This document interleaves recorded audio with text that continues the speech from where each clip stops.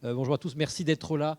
Peut-être l'étiez-vous hier également, où on a posé les bases des débats d'aujourd'hui, au regard du changement climatique, au regard de l'urbanisation, du ruissellement, au regard de l'augmentation de la demande, au moment, surtout en été, où il y aura de moins en moins d'eau. Des questions se posent sur la gouvernance de l'eau, son financement posé il y a quelques années. Les agences de l'eau remontent à 64, c'était une autre époque. Nous sommes en 2021. On va s'interroger aujourd'hui, et en particulier dans la première séquence, qui est donc la numéro 2, vu que la première, c'était hier en fin d'après-midi, sur comment atteindre une gestion intégrée et concertée de l'eau, ce qui semble être évident au premier abord, mais ne l'est peut-être pas tant que ça. Donc j'appelle à la barre, pour défendre cette idée, mesdames, messieurs, Patrick Legnaud, Sabine Casamaturel, Catherine Grémillet et Jean-Pierre Arondeau. Tout le monde en même temps, allez hop. Merci. Patrick Legnaud, vous êtes consultant et chercheur en gestion intégrée de l'eau. On va commencer par vous. Allez, je présente tout le monde. Sabine Casamaturel, vous êtes responsable du pôle eau et assainissement à l'EPTB Somme à Méva. Vous êtes donc chez vous. Catherine Grémillet, voilà, votre directrice est à côté de vous, chère Sabine, directrice de l'ANEB, et Jean-Pierre Arondeau. Vous êtes co-rédacteur du livre bleu de l'eau et ancien directeur adjoint de l'EPTB Vilaine. Patrick, on va démarrer par vous. Voilà. Rappelez-nous le contexte historique de la gestion de l'eau en France, de sa gouvernance depuis la nuit des temps. Très bien, bonjour à toutes et à tous. Donc on va prendre du recul. Hein. Mais oui, c'est pour ça que vous êtes là. Commencer. Cette présentation, je l'ai faite en partie. Merci. À partir d'un travail de thèse que j'ai fait sous la codirection de Bernard Baraquet sur l'histoire, effectivement, de la gestion de l'eau en France depuis 50 ans. Alors. Il faut appuyer sur un des boutons, je ne sais pas lequel. En général, il faut appuyer sur un bouton. Voilà. Donc, je vais utiliser ce paradigme des communs comme grille de lecture pour cette relecture historique. Pourquoi les communs ?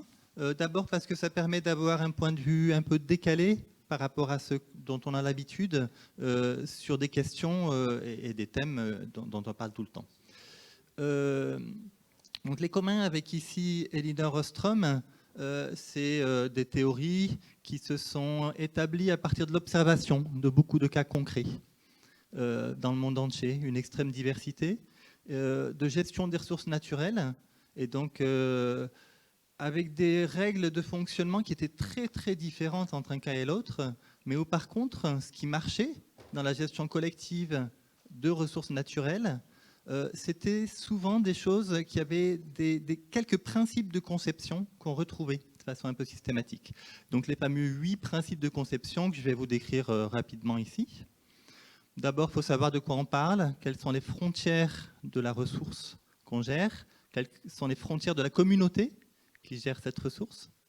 Deuxièmement, le fait que les règles de gestion elles soient effectivement adaptées au contexte local. Troisième principe, que les utilisateurs, les usagers participent à l'élaboration, éventuellement, si le contexte change, à la modification de ces règles, puisque, vous le savez, hein, quand on participe à l'élaboration des règles, on a tendance à les comprendre, donc plus facilement à les suivre.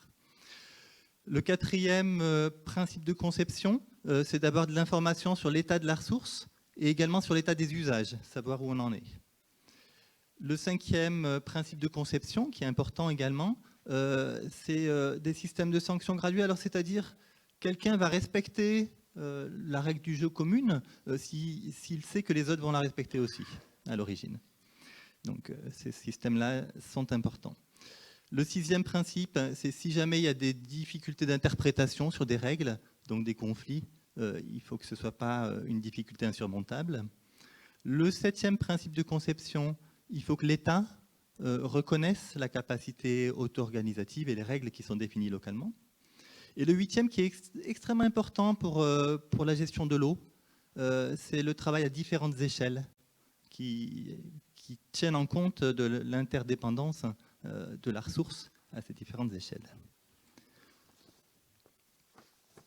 Je vais donc faire un petit saut dans le temps avec 4 étapes La première, c'est le système à son origine, c'est-à-dire après la loi de 64, donc les agences et les comités de bassin. La deuxième étape, hein, elle va arriver jusqu'en 91, où on va voir que par rapport à la gestion en bien commun, on a une modification importante. Là. En 92, la loi sur l'eau, donc l'eau est un patrimoine commun de la nation, hein, et où donc là on va commencer à travailler à des échelles un petit peu différentes. Il y a toujours l'échelle des districts hydrographiques qui a été donc formée en 64, et également des échelles plus locales. Et puis dernière étape, c'est donc aujourd'hui. Donc pourquoi l'exemple ici de l'agence de l'eau Seine-Normandie? C'est parce que c'est ce que j'ai étudié vraiment en détail dans ma thèse. On voit que si on reprend hein, les 8 principes de conception, je ne vais pas tous les citer, je vais en sélectionner quelques-uns.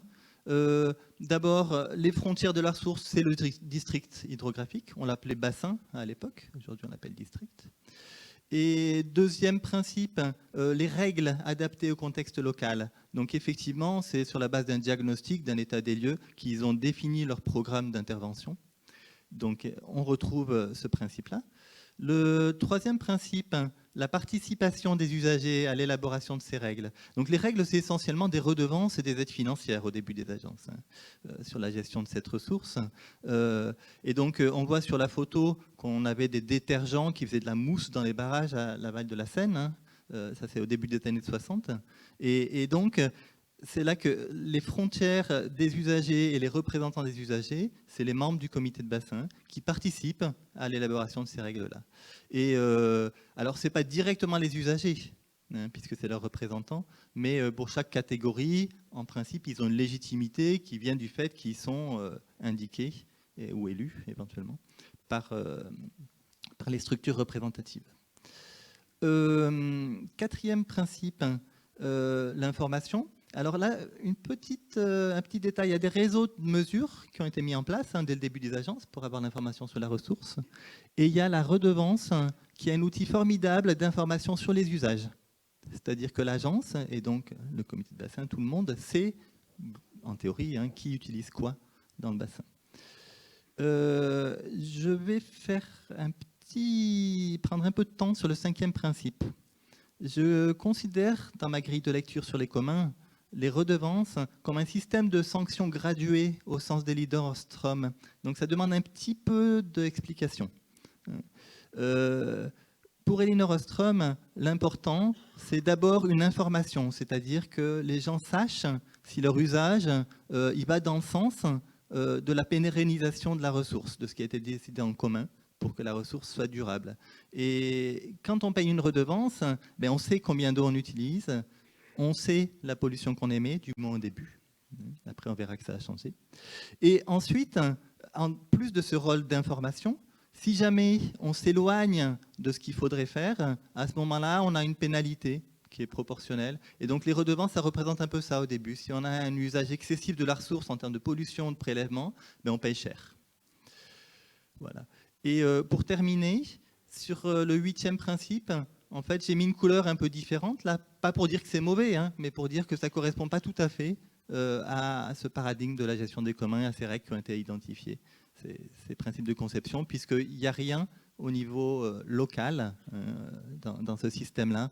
Jusqu'à la loi de 92, ça commence à émerger doucement, en fait, mais dans cette première période, il n'y a que le niveau de bassin.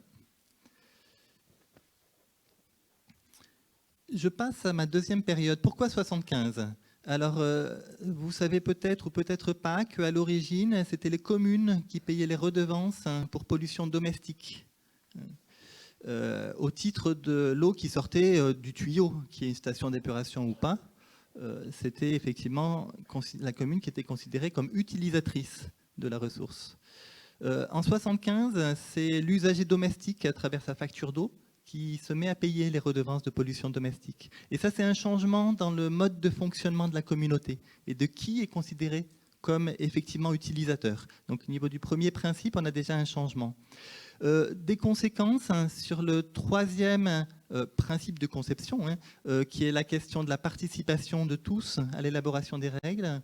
De fait, les usagers domestiques ne sont pas représentés en tant que tels dans le comité de bassin. Ils sont plus ou moins représentés par les élus, mais pas en tant qu'usagers domestiques. Et on voit dans les débats et dans les discussions au comité de bassin, au conseil d'administration de l'agence Seine-Normandie, que réellement les intérêts des usagers domestiques sont difficilement pris en compte, et il y a effectivement une difficulté à ce niveau-là. Sur le cinquième principe, j'y saute directement, les communes, en ne payant plus de redevances, elles échappent un petit peu à ce système de sanctions graduées qui a été mis en place entre tous les utilisateurs pour vérifier que tout le monde jouait le jeu. C'est-à-dire que les industriels continuent à payer des redevances, continuent à jouer ce jeu. Les communes reçoivent des primes quand même qui leur donnent une indication pour savoir si elles sont sur le bon chemin. Mais on a un changement important par rapport à ça. Je passe directement à ma période suivante, la loi sur l'eau de 92. Alors je vous propose 2 colonnes ici, puisque peut-être c'est à partir de la première colonne du 7e principe que je vais commencer mon commentaire. Donc le 7e principe, je vous rappelle, c'est le fait que l'État reconnaît la gestion qui a été établie au niveau local. Dans le cas des agences, au moment de la discussion au Parlement de la loi de 64, il était bien clair qu'on appelait ça redevance, et c'était en fait présenté aux parlementaires comme des redevances pour services rendus, correspondait effectivement à des besoins collectifs. En 82, le Conseil constitutionnel, et Bernard Baraquet en parlera peut-être un petit peu plus tard, a considéré les redevances comme des impôts de toute nature. Et ça a un changement radical parce que les impôts en France, ils doivent être votés par le Parlement chaque année. Donc, potentiellement, les agences étaient inconstitutionnelles, enfin, les redevances. Et une des premières conséquences, c'est que dans la loi de 92, alors qu'il était prévu de réformer le système des agences et le système des redevances pour l'adapter aux nouveautés, et en fait, ce système-là a été gardé à l'identique. Donc, on continue dans la colonne de gauche à fonctionner sur la continuité de la période précédente. Donc, en ce qui me concerne, quelque chose qui se distingue de plus en plus d'un fonctionnement en bien commun, selon Elinor Ostrom. Par contre, des innovations en termes de planification très très importantes pour la loi de 92. Donc sur le premier principe qui est les frontières de la ressource, on inclut non seulement l'eau mais aussi les milieux aquatiques maintenant dans cette ressource qu'on gère en commun. Sur le deuxième principe de la participation, autant sur les deuxième principe de l'adaptation des règles aux conditions locales, en termes d'agence. Pendant cette période, on a les directives européennes aux résiduaires urbaines, nitrates, qui s'imposent un petit peu au comité de bassin. Donc effectivement, les règles sont toujours un peu définies à partir des conditions locales, mais aussi beaucoup à partir de ce qui vient de plus haut. Au niveau, par contre, des SDAGE et des SDAGE, on a un vrai travail approfondi, d'état des lieux, de diagnostic partagé, et donc des règles qui sont établies dans les SAGE et les SDAGE, qui sont réellement extraites des conditions locales de chaque bassin. Le troisième principe, sur la participation, on a des difficultés au niveau du système comité de bassin, sur notamment les usagers domestiques que j'ai cités, mais aussi les associations de protection de l'environnement, qui s'estiment pendant cette période pas ou mal représentés dans les instances de décision. Par contre, au niveau des clés et puis de processus d'élaboration des SDAGE, on a des processus de participation qui, à ma connaissance, sont plutôt bien acceptés, reconnus par l'ensemble des parties prenantes.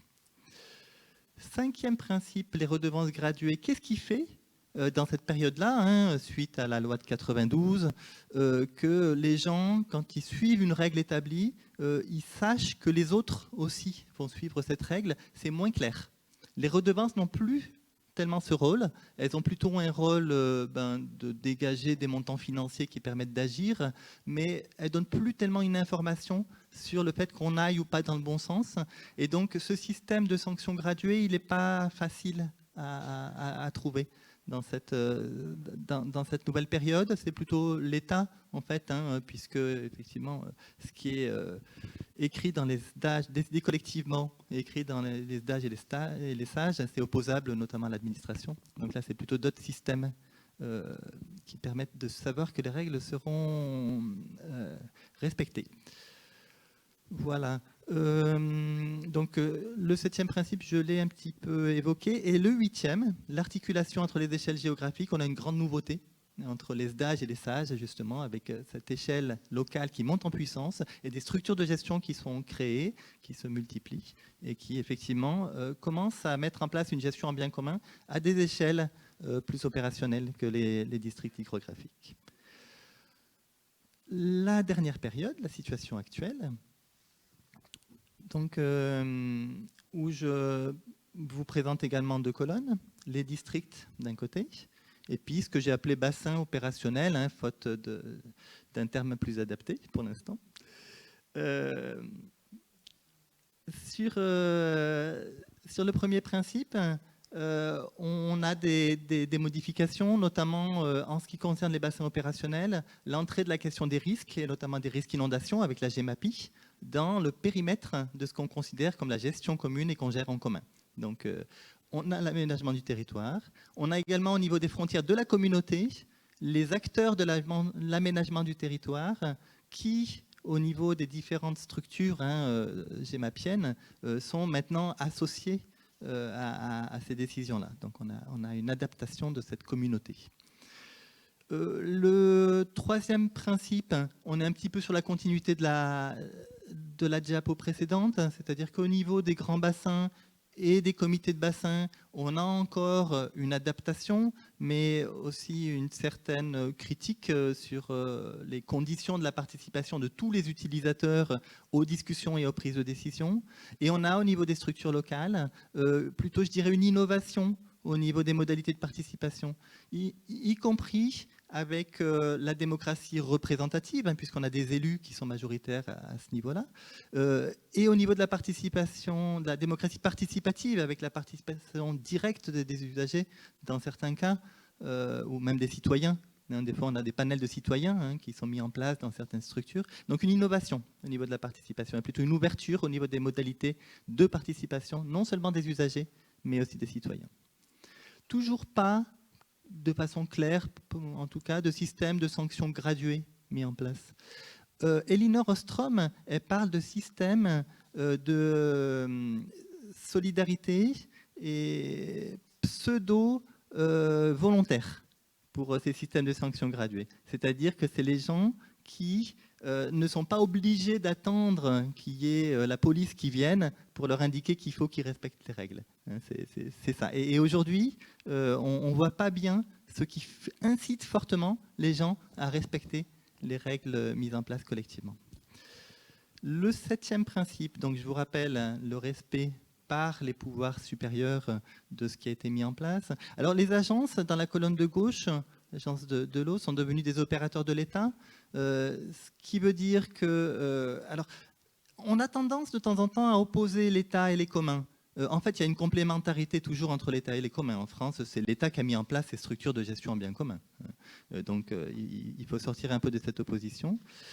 Au niveau de la colonne de droite, sur les bassins opérationnels, on a des EPTB, des EPAGE, des syndicats de bassins, etc., qui effectivement sont autonomes en termes de prise de décision, mais par contre sont dépendants des pouvoirs supérieurs en termes financiers, aussi bien pour leur fonctionnement, on l'a vu hier, hein, que pour leurs investissements. Donc là, effectivement, on a une vraie question. Et qui n'est pas simple, puisqu'il y a d'un côté une autonomie de la structure locale dans la gestion en bien commun qui est importante, mais aussi il y a des échelles de solidarité territoriale et financière qui sont aussi, doivent être définies à la bonne échelle. Je termine donc avec mon 8e principe, qui est donc l'emboîtement des échelles, où cette lecture par les biens communs, elle parle de système de gouvernance polycentrique, c'est-à-dire qu'on a différents centres de décision avec différentes thématiques et différentes échelles, où toute la question, c'est l'articulation et la cohérence entre ces différents systèmes-là, et avec un rôle important qu'on appelle dans la théorie de la gouvernance polycentrique et des communs d'institutions passerelles, qui est ce rôle dont on a parlé hier pour les EPTB, et que les agences jouent un petit peu, qui est de facilitateur, d'ensemblier, de permettre que effectivement l'ensemble des structures locales fonctionnent avec des frontières qui sont à peu près claire entre elles, une répartition des tâches, et donc d'avancer dans la même direction sur la gestion des systèmes complexes. Voilà à peu près ce que je vous propose comme lecture avec cette grille des communs, en espérant que ça puisse contribuer donc, au débat d'aujourd'hui. On va continuer avec de voir que les frontières, dans certains cas, elles incluent également l'eau potable et l'assainissement. Et donc, comment est-ce qu'on peut, en raisonnant à partir de ça, avoir ce nouveau regard. Et voilà, j'espère que ça serait une introduction. Alors si j'ai bien compris, depuis 1964, il y a une adaptation au local, il y a une participation citoyenne qui vont mieux. Enfin, les choses, oui, c'est ça, les choses vont mieux. Par contre, au niveau fric et au niveau du contrôle de l'État, redevance, sanction, ça va pas bien du tout. On a l'impression que l'État tient tout le monde en laisse et que finalement, la notion même de sanction, la base de la redevance, on l'a un peu perdue, c'est ça ? Oui, très clairement, on a une visibilité qui est relativement faible sur la cohérence et le sens de ce système-là, qui est le fruit d'une évolution de 50 ans, mais il y a pas mal, on l'a entendu hier, un besoin peut-être de remettre certaines choses à plat et de comprendre et de redéfinir les logiques qui sont derrière les redevances. Oui. En fait, la logique financière n'est pas adaptée à la logique territoriale. La logique financière n'est pas adaptée, je dirais, à la logique d'action collective.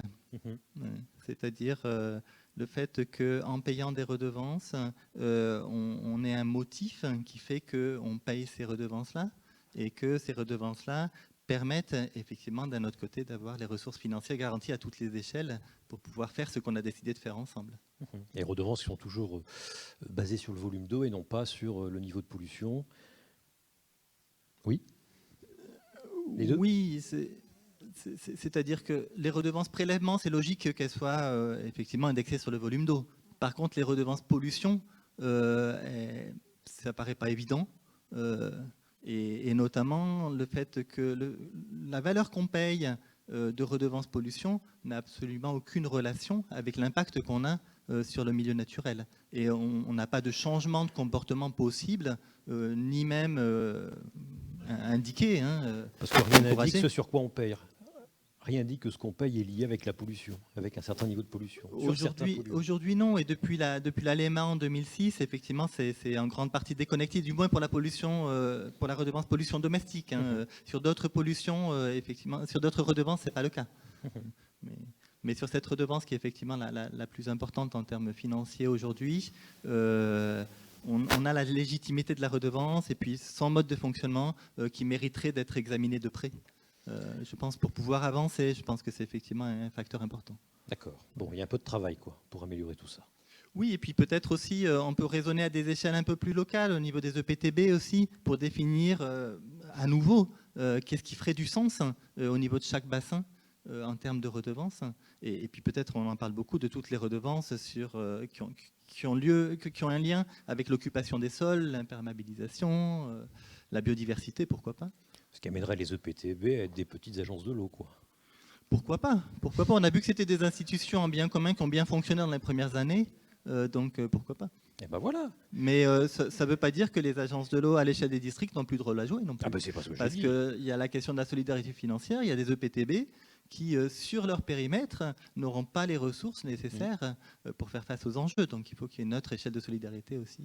D'autant plus qu'on a vu hier que beaucoup ont des problèmes d'argent parmi ces EPTB. Sabine Casamazurel, elle a une petite illustration locale au concret. Voilà, une gestion concertée et intégrée de la ressource. Alors oui, du coup, je vais zoomer sur le local. Vous présentez le bassin de la Somme. Donc sur la partie ressources en eau. En termes de volume, on a un château d'eau sous nos pieds, 125 millions de mètres cubes prélevés dans la nappe chaque année, en totalité dans la nappe souterraine. On n'a pas de prélèvement de surface. 44% de ces prélèvements sont pour l'eau potable, l'irrigation un tiers, et puis le reste sur l'industrie. 1500 points de prélèvement à l'heure actuelle. Donc vous voyez les 2 tiers sur l'agriculture, un 12e sur l'eau potable, donc, et puis un quart sur la partie industrielle. C'est un territoire qui est majoritairement agricole. On a 80% de la superficie de notre bassin qui est occupée par l'agriculture. Alors, qu'est-ce qu'on retrouve en majorité sur cette agriculture? La moitié, à peu près, un peu plus de la moitié de la SAU, ce sont les céréales. Et puis les cultures légumières, 11%, dont 6% de la pomme de terre de consommation. Donc je tiens à souligner que ces cultures sont liées aussi à l'industrie agroalimentaire qui est présente localement et qui nécessite du coup une irrigation pour répondre à cette demande industrielle. Du coup, il y a un impact direct sur l'eau. Forcément, des du légumes coup, et des patates. Ouais. Donc on a des forages agricoles qui, en termes de demande, augmentent régulièrement. Et si on regarde la période entre 2015 et 2020, c'est plus 35% sur les volumes prélevés. Sans parler des coulées de boue. Sans parler des coulées de boue. On a beaucoup d'eau, mais on a des disparités locales. On constate quand même des assecs sur certains sous-bassins, les années sèches, qui impactent forcément du coup la vie biologique de nos cours d'eau. On a 2 cours d'eau qui sont touchés, l'Avre et la Mée. Et en plus, sur ces cours d'eau, c'est des cours d'eau qui sont fortement sollicités par des prélèvements agricoles. Où sur le Lavre, on a un tiers des prélèvements agricoles. Et puis en termes de volume, toujours, on a eu une augmentation, vous voyez, presque de 50%, un peu moins, entre 2015 et 2020. Et puis sur la Mée, 62%. Voilà. Et donc du coup, tout ça nous fait dire qu'on a nécessité de concilier les usages et qu'il faut qu'on travaille en commun avec ces différents acteurs. Puisque même si c'est un bien qui semble inépuisable, on a vu hier que sur le changement du climat, peut-être que demain, ça ne sera pas forcément le cas. Mais pourquoi ça augmente autant? C'est une augmentation de la production ou c'est le changement climatique? Là, sur la période 2015-2020, non, c'est pour répondre vraiment à la demande locale. La demande en patates, la en binge, en frites. En frites, voilà. Donc peu de problèmes de quantité actuellement, mais un enjeu qualitatif quand même important sur notre bassin. On a des masses d'eau souterraines en mauvais état chimique. Les paramètres déclassants sont essentiellement les nitrates et les herbicides agricoles. Et puis des captages qui sont menacés au niveau de l'alimentation en eau potable. On a 6 captages concernés par le contentieux européen par rapport aux nitrates. Et puis on a 60 captages qui sont en cours de dégradation, donc qui atteignent à peu près 80% des valeurs seuil sur le nitrate et ou pesticides. Donc on a un enjeu fort de préserver cette pérennité au niveau de la ressource en eau. Bon, il n'y a rien qui va en fait. Si, quand même, parce que si je reprends une intervention d'hier sur la séquence 1, on avait sur la connaissance une phrase que je vais reprendre qui était connaître c'est mieux gérer et connaître, je crois, c'est s'adapter. C'est ça. C'est un petit peu le rôle de l'EPTB face à ces enjeux. On s'est dit il faut connaître notre territoire pour savoir ce qu'on a à y faire dessus. Ça paraît la base. Donc par exemple, on a élaboré une base de données SIG sur l'alimentation en eau potable. Alors à vous dire comme ça, vous allez dire oui, bon, ok, d'accord, mais j'ai essayé de vous mettre quelques chiffres. On a quand même cartographié 496 forages, donc 370 captages d'eau potable avec leur périmètre de protection. Donc voilà, c'était pas fait au niveau du bassin. On a cartographié toutes les zones d'alimentation de ces captages. Donc on sait exactement quelles communes ou quels hameaux de communes sont alimentés. On a répertorié tous les ouvrages, donc les surpresseurs, les réservoirs. Vous voyez, on a 450 à peu près ouvrages de répertoriés. Plus de 3000 km de réseaux principaux. On n'a pas les réseaux secondaires, mais les interconnexions. Et puis, particularité de notre bassin, on a encore 220 services publics d'eau potable, donc 220 gestionnaires de la ressource en eau. Donc, vous voyez cette utilité de centraliser la connaissance. Et puis, qui réalise des études diagnostiques où il y a une mine d'informations qu'on a aussi essayé de centraliser dans cette base de données SIG.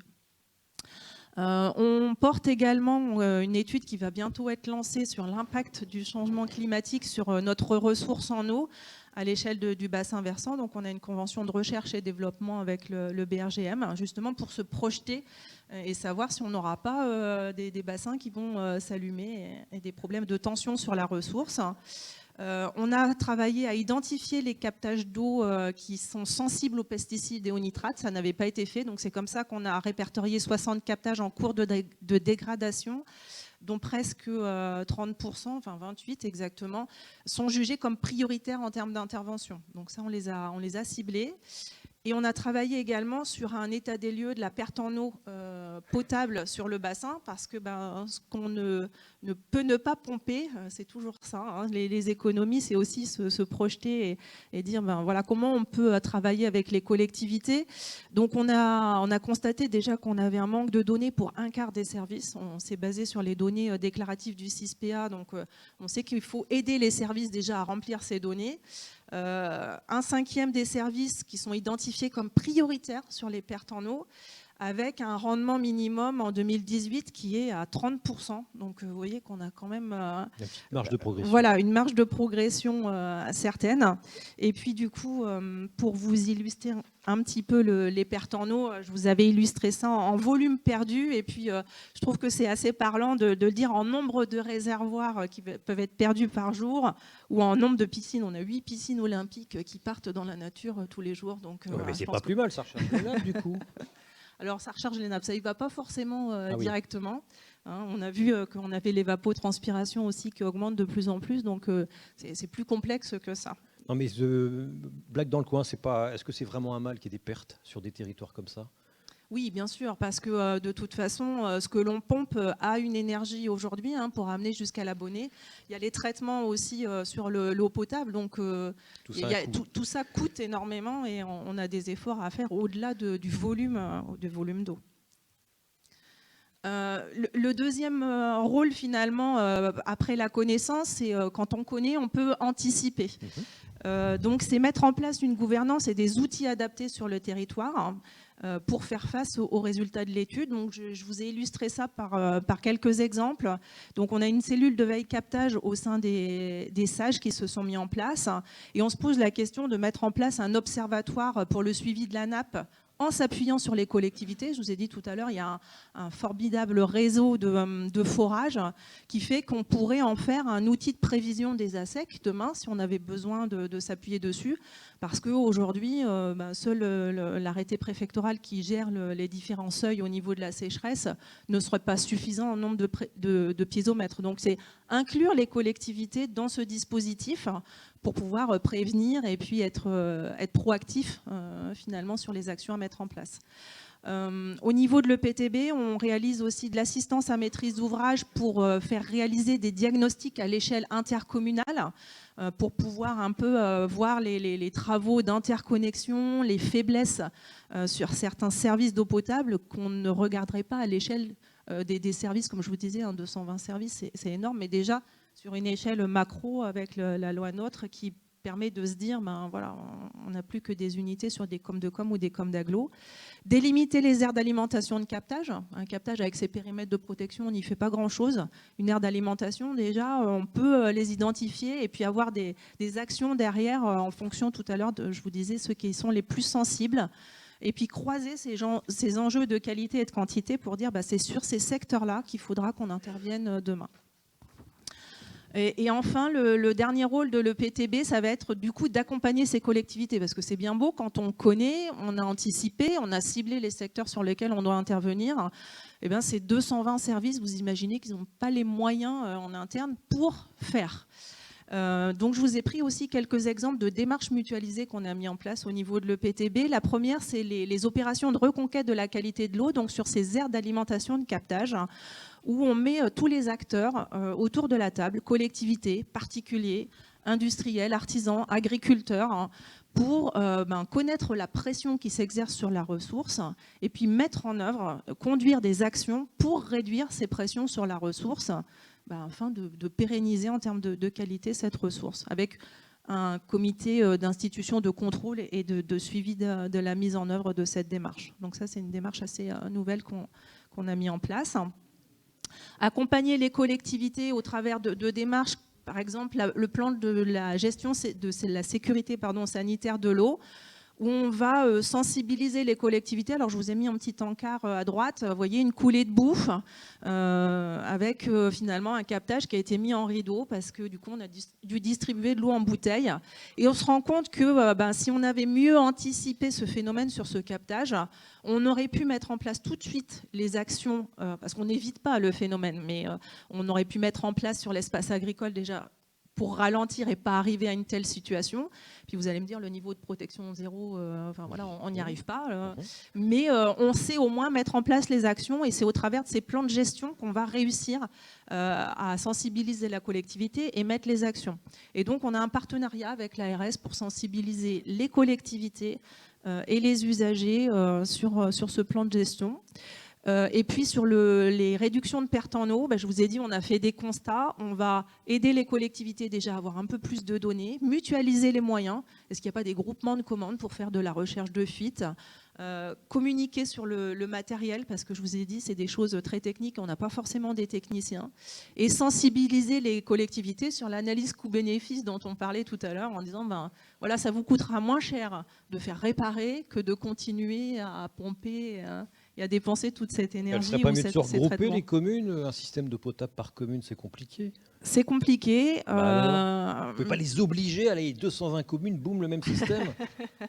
Eh ben, le législateur a repoussé jusqu'en 2026 cette possibilité. Et on a entendu hier que les sénateurs demandaient un report au-delà de 2026. Donc ça n'incite pas forcément les collectivités. Et je vous disais, on a beaucoup d'eau ici. Donc voilà, chaque collectivité a son eau, son forage. C'est un petit peu un patrimoine aussi. On en a parlé sur les moulins.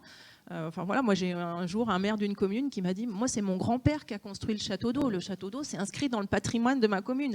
Donc j'ai pas envie de le donner à l'intercommunalité. Vous voyez, c'est bien, on progresse. C'est ça. Donc on essaye quand même. On a à peu près la moitié des communautés de communes aujourd'hui qui exercent les compétences eau potable sur notre PTB. On a une phase d'accompagnement et de réflexion pour qu'en 2026, il soit prêt.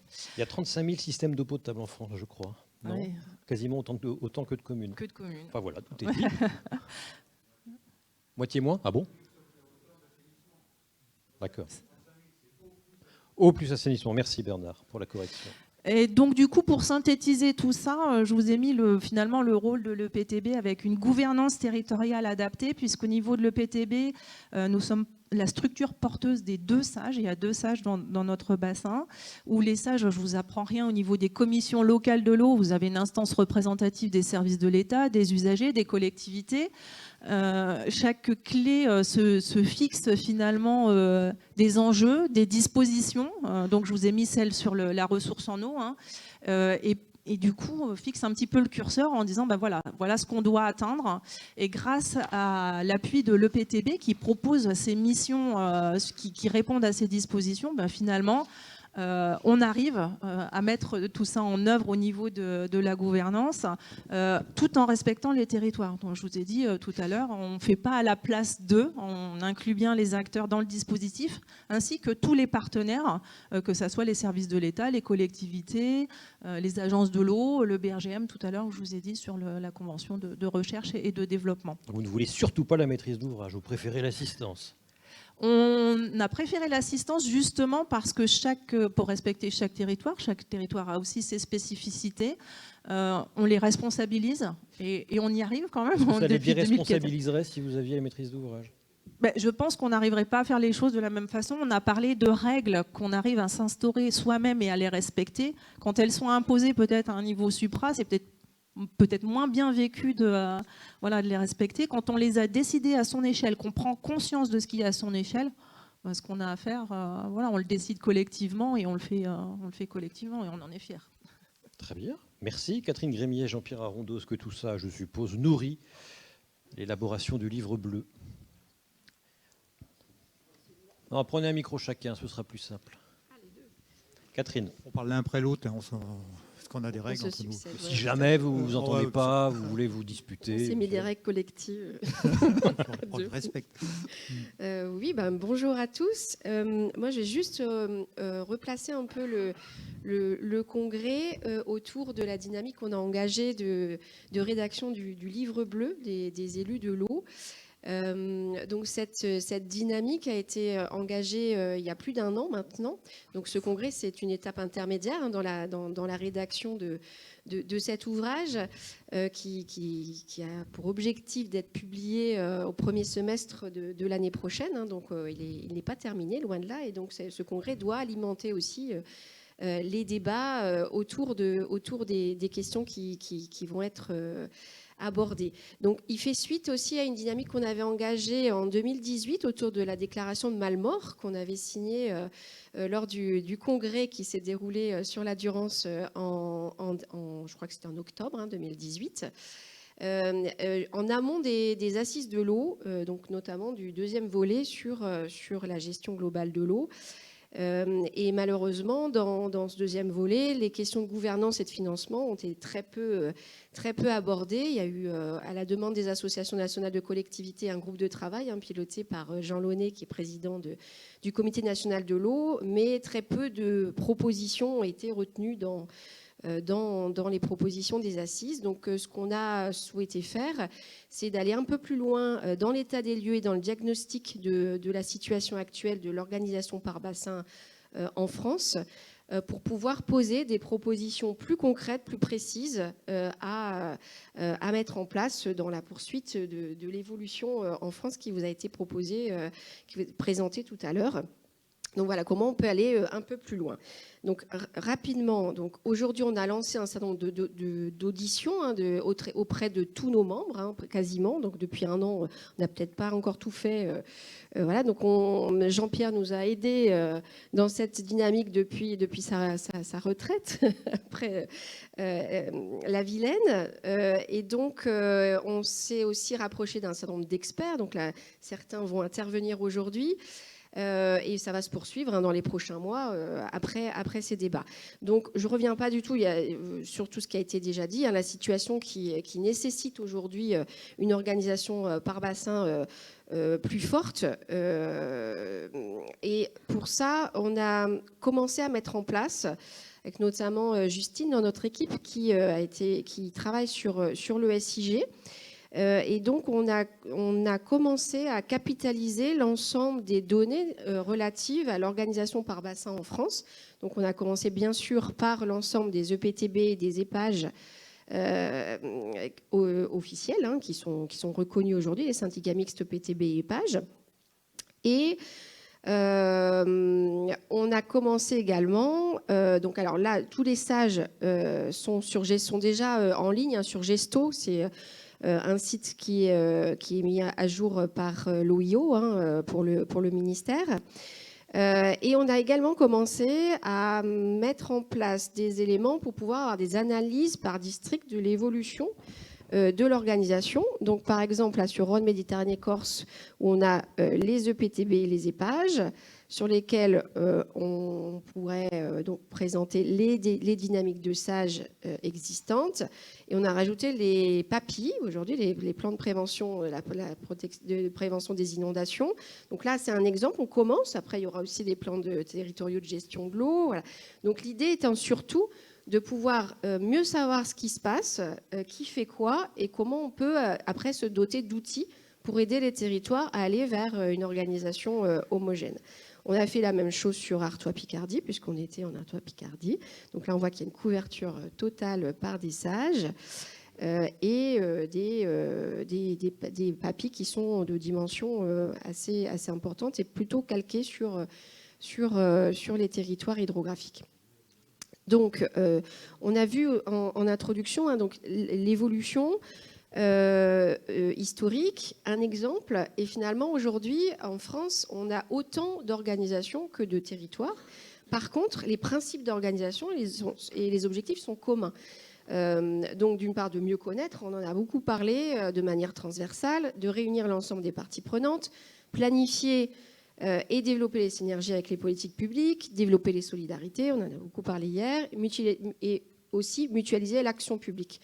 Tous ces territoires ont ici les mêmes questionnements. Donc, comment on peut pérenniser les missions, notamment sur ces questions d'expertise territoriale, d'animation qui sont fortement fragilisées Aujourd'hui, sur le plan financier, hein, je pense qu'on en reparlera largement dans les prochaines séquences. Comment on peut renforcer ces solidarités pour la maîtrise d'ouvrage? Les questions ont été posées, faut obliger, pas obliger, comment voilà, je ne vais pas donner les réponses, moi, hein, je vous laisse débattre. Et comment on peut développer les synergies entre l'eau et les autres politiques publiques. On a beaucoup parlé de l'aménagement, de l'urbanisme, de l'agriculture. Voilà, comment on se dote d'outils là-dessus. Donc, on a déjà des premières pistes hein, sur lesquelles on travaille aujourd'hui de solutions. Et là, je vais laisser Jean-Pierre présenter. Oui. Alors, à l'heure actuelle, on en est là, comme vient de le dire Catherine. Bonjour à toutes et à tous d'abord.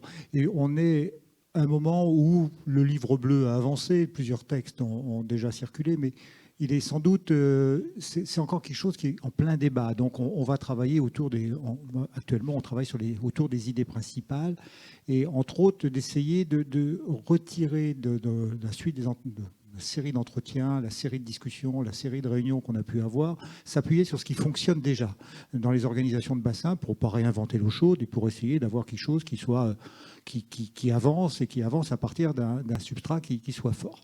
L'idée, c'est de réussir à mettre en place une organisation homogène, pérenne, quelque chose qui puisse nous engager pour les années à venir et sans pour autant révolutionner le modèle. C'est ce qu'on a dit tout à l'heure. On part de l'existant et on essaye plutôt de faire une adaptation et adapter aux questions qui nous sont posées pour les années à venir. Mais peut-être la différence d'approche qu'on peut avoir, c'est, vous l'avez compris, on en parle depuis hier, on en a reparlé, c'était même cité par l'intervention de Madame la Ministre sur les principes de gestion d'un commun, d'un bien commun. Qu'est-ce qui fait commun? Qu'est-ce qui fait qu'on doit approcher une nouvelle gestion de l'eau dans les années à venir? Et ça, je crois que ça va être peut-être l'axe principal et peut-être d'ailleurs sous-tendre l'architecture de notre livre bleu. Donc, ça fait partie de tout ce qu'on a discuté, comment on revient à partir des communs et des principes que vient d'exposer Patrick. Et je vais, diapo suivante, tu appuies sur le bouton. Merci Catherine. Tu me passes la machine. Non, mais c'est bon. Donc, je disais, une organisation qui est homogène dans ses principes, on n'arrivera pas et on ne cherche pas à avoir une organisation qui soit sur tout le territoire national homogène dans sa construction et dans le résultat. Mais par contre, la question des principes qui sont des principes qui viennent d'exposer, les principes à la fois de fait local, de participation du public, de définition d'un objectif commun, de fabrication d'un outil pour réussir à exécuter ces objectifs, de réussir à mettre en place des systèmes de financement qui impliquent localement et qui marquent la solidarité. Ça, ce sont des principes communs sur lesquels on doit se reposer. Il faut réussir, à partir de ces principes communs, réussir cette adaptation locale et que, je le répète, qu'elle soit stable et lisible, parce que la difficulté, on sait aussi vis-à-vis de nos organismes de bassin et de la politique de l'eau en général, c'est que la plupart de nos concitoyens ne s'y retrouvent pas, ne comprennent pas de quoi on parle. Donc peut-être aussi parce que c'est pas stable et parce que c'est pas lisible. Il y a quelque chose, des principes qu'on doit adapter, qui soient assez courants. Alors, ces principes, il y en a quand même, sans rentrer dans le détail, il y en a quand même un certain nombre qui sont évidents. On doit, entre autres, renforcer le premier aspect, c'est l'aspect de la planification, l'aspect du travail en commun et de l'endroit où on décide. Alors, du comité de bassin dans le cas des stages, mais pour nous, collectivités, puisque notre livre bleu s'adresse bien avant tout aux politiques publiques mises en place par les collectivités locales. C'est notre angle d'approche. Donc, la question, la première, c'est les commissions locales de l'eau. On est persuadé que le rôle des commissions locales de l'eau est primordial. Je veux dire, c'est la commission locale de l'eau qui fait le bassin, quoi, quelque part. C'est la construction sociale autour d'un bassin se fera ou se fait à partir de ce genre d'instance. Et on a vu, il y a des situations très diverses de représentation des sages, comme ça. On aura un rapport cet après-midi sur l'état d'avancement un peu des sages en France. C'est extrêmement disparate. Il y a des des endroits où on en fait moins, mais en tout état de cause, il y a un débat qui doit s'ouvrir sur est-ce qu'on veut imposer des sages partout ou est-ce que déjà l'idée ce serait d'avoir des commissions locales de l'eau fortes, pérennes, bien établies et entre autres qu'on arrête sur les bassins, sur les territoires, que des préfets réunissent des commissions de circonstances, une commission machin chose pour parler de la problématique de l'irrigation de la pomme de terre et d'un autre endroit, la problématique de la création d'un nouvel aéroport. C'est sur un terrain.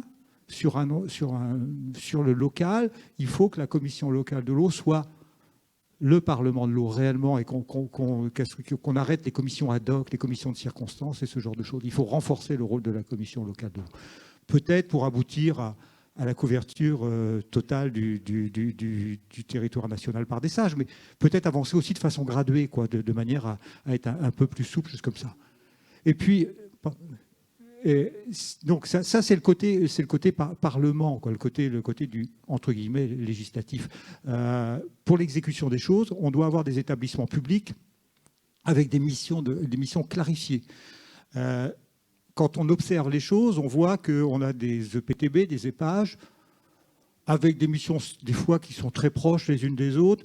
Peut-être reconnaissons le fait. Pourquoi distinguer EPTB des pages? Et plutôt, c'est tout simplement les statuts, l'adaptation locale qui est différente. Mais dans le fond, on doit avoir un continuum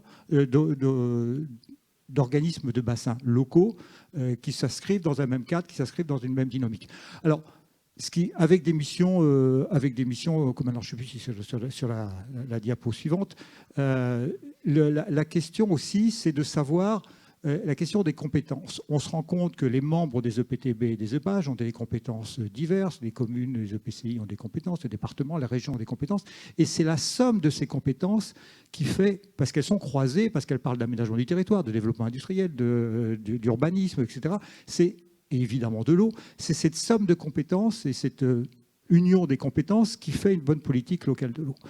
Et donc, la question, c'est pas de revendiquer de nouvelles compétences attribuées à un tel ou à telle strate de collectivité, mais au contraire de fabriquer des organismes locaux de bassin, des EPTB et PAGE, cherchons un nom, des établissements publics de bassin, qui soient capables d'accueillir en leur sein l'ensemble des collectivités du territoire concerné, de manière qu'à ce que celles-ci exercent en commun et dans un objectif commun une vraie politique de l'eau.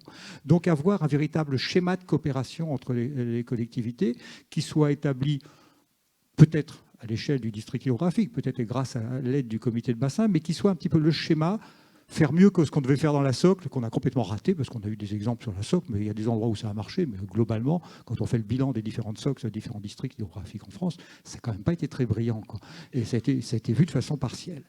Donc réussir à faire des schémas de coopération qui soient forts, sur lesquels les collectivités se soient prononcées et qu'on avance un petit peu comme ça. Alors, le dernier point, donc on l'a dit, document unique de planification, le SAGE, des programmations sectorielles articulées, une synergie autour d'un projet de bassin, une organisation avec des règles d'organisation nationale clarifiées, le schéma de coopération, et puis sur le dernier point, celui qui fâche, mais qui est le point important, y compris dans la gestion des communs, c'est-à-dire des financements fléchés suffisants pour l'ensemble des missions qui sont définies sur un bassin. Je crois que c'est ça. Concrètement, c'est quoi un bon financement pour vous? Un bon financement, ouais. On fait appel, on l'a dit, on fait appel à des financements nationaux parce qu'il y a une solidarité à l'échelle de la nation. Mais il y a aussi des solidarités, on l'a vu hier, quand on dit, par exemple, il y a des problèmes pour la protection des inondations. On est sur un territoire, des jeunes agriculteurs qu'on est obligé qu'on bloque dans leur système. Et pour faire, en quelque sorte... pour bénéficier à d'autres utilisateurs, donc l'échelle du bassin inondé, ou l'échelle, par exemple, de la production d'eau potable sur un grand bassin, il faut trouver la bonne échelle pour qu'il y ait des transferts financiers et un système de redevance. Alors, on avait cru à la redevance EPTB, M. Flageolet était présent hier, avec un souci de légitimité en voulant s'adosser aux redevances de l'Agence de l'eau. Peut-être que ce n'est pas le bon système à cause de la vision Bercy sur les redevances de l'Agence de l'eau, mais il va falloir peut-être avancer un autre système pour que nos membres puissent en commun dégager un système de financement qui n'affecte pas et qui implique les usagers réellement dans les actions qu'on doit mener sur un bassin. Redevance locale, redevance pour services rendus à l'environnement, évidemment, dans ce cadre-là. Évidemment. Catherine.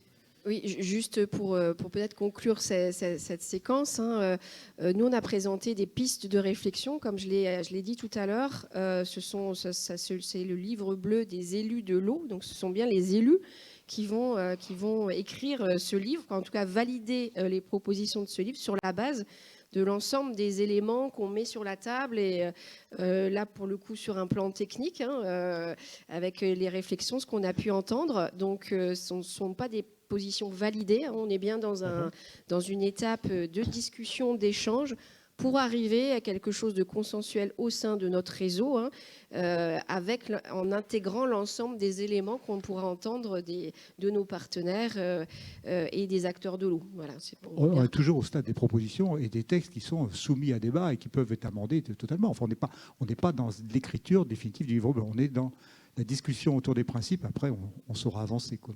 Et donc, sur les différents thèmes, ils seront abordés dans les 3 séquences à venir. Voilà. Oui, et du coup, ça me fait dire que quand vous aurez à le présenter, ne le faites pas qu'à Barbara Pompil, allez voir Bruno Le Maire aussi, parce que je pense qu'il aura des choses à dire. Vous le sollicitez beaucoup. Finalement, hein, ce que dit souvent le ministère de l'écologie est contredit par Bercy, en tout cas le cabinet du ministre. Merci, mesdames, messieurs, on enchaîne.